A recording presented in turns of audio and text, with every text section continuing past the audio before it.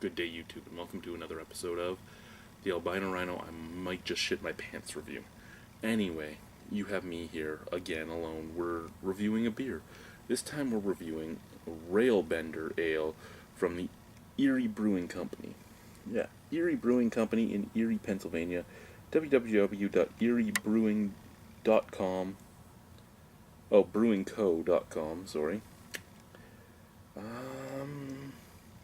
6.8% alcohol, a bunch of different states that it distributes in, and Railbender Ale. There you go. Really nice cap, too. Not a twist off. So we got the Albino Rhino BB Barfly out here. The Albino Rhino beer review. Actually, you know what, Brian, if you ever watch this shouldn't happen. I shouldn't have this stuff wearing off before the color itself. I know it's just printed onto the color, but these don't go in my pockets or anything. These sit on a table and then we hold them in our hands. Your graphic should never be wiping off in those standard uses. Just an observation, because I love your product. Just an observation. Anyway, let's get into this. And I'm a big supporter of your product, but it's still an observation of a product that I pay good money for, and other people pay good money for.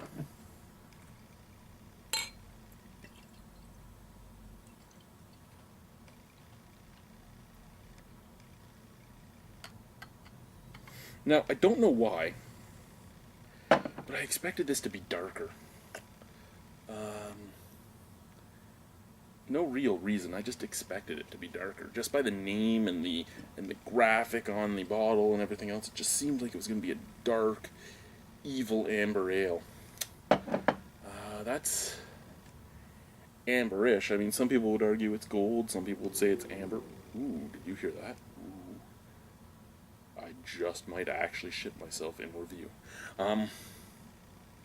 Some people would say it's red. It all matters what your take is. There was a little bit of head. Now there's just that little line sticking along the top. Gives it a nice little viscosity, though. Looks good. Smell.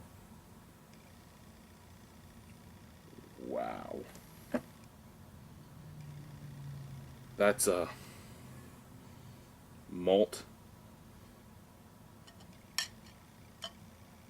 It smells like malt, cheap honey, like Cisco honey that you get at restaurants and stuff in the food service industry. Yeah, malt, cheap honey, and a little bit of citrus fruit. That's what I'm smelling on this.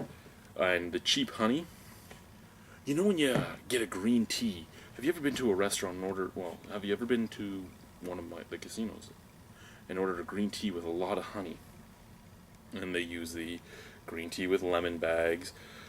So they take that green tea with lemon bag, soak it in there, and they put like this much honey in it and stir it up. It smells a lot like that. Like the honey is overpowering, and a little bit of sweetness from the malt, which could come from a green tea, which isn't really sweet, but I mean you could think of it like that. And then, as I said, some citrus fruit, and it could be a lemon zest. It could be just a zesting of lemon. Let's try it though. Cheers, boys and girls. Let's go in.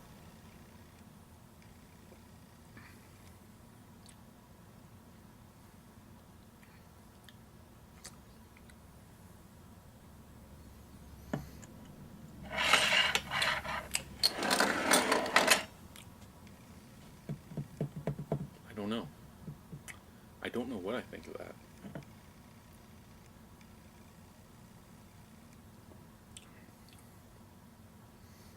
that. Unbelievably sweet. A little tiny bit of a bitter kick on the background to help balance it out.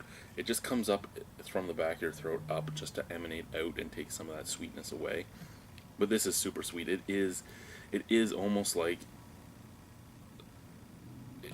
a honey, extremely honeyed drink. It doesn't taste like honey though, but it has that same sweetness, that same overpowering sweetness that honey can give you.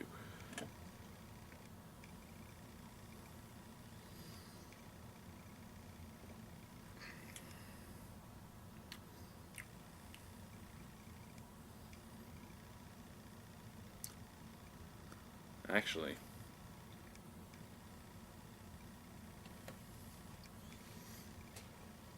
the more I drink it, the more it tastes like cheap, not fully refined honey.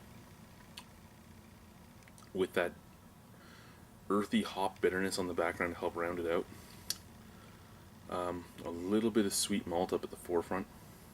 But other than that sweet malt and that like cheapskate honey and the dirty hops, there's not really much else to this.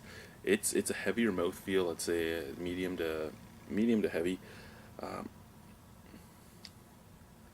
I just don't think I could enjoy this on a regular basis. I think it's an interesting beer.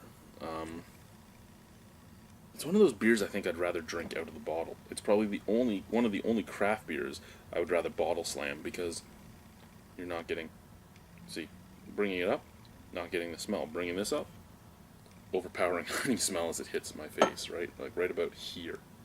I'm starting to get the overpowering honey scent. This, all the way to the mouth, nothing. So I'd rather drink it out of the bottle. Oh,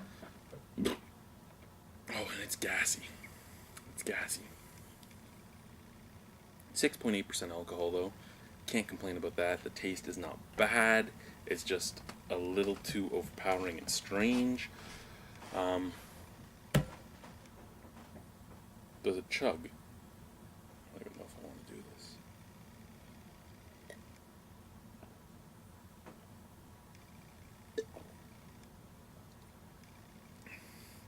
It chugs, but the carbonation hurts a little bit. All in all, I'll say a 6 out of 10. It is a passing beer. It is beer that you shouldn't hate if you drink it. I just don't see it being a beer that's loved by a lot of people. Oh, look, my I Want to Be Italian hands are coming out again. Good beer, just not a solid beer. That's really what it comes down to. So, Erie Brewing Company's Railbender Ale, nothing wrong with it. If you try it, please let me know what you think of it. I'll drink it again if it's offered to me, but I'll never buy it. I'll never pay money for it again. But yeah, Railbender Ale, Erie Brewing Company. Thank you guys. Bye-bye.